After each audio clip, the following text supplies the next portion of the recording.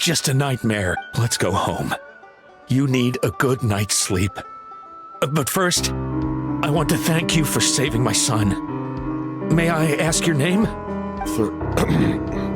Just Capitano is fine.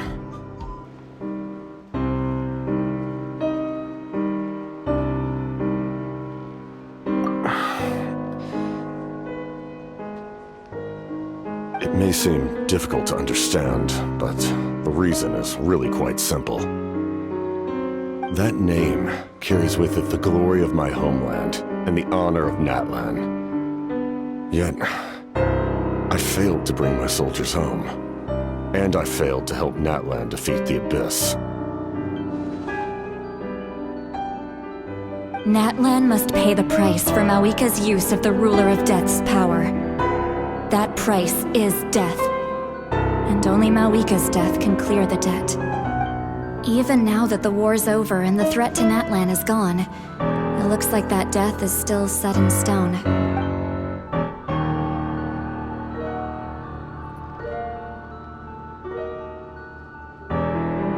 In the garden cultivated by the gods, flowers and weeds grow side by side.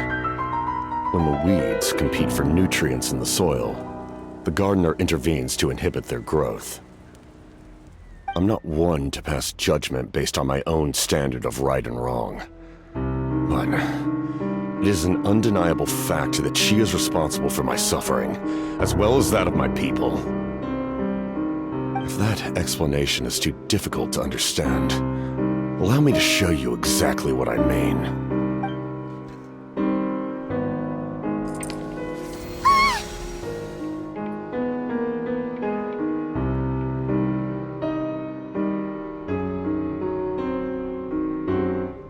The ruler of death can freely define the form of death, or grant immortality to anyone she desires.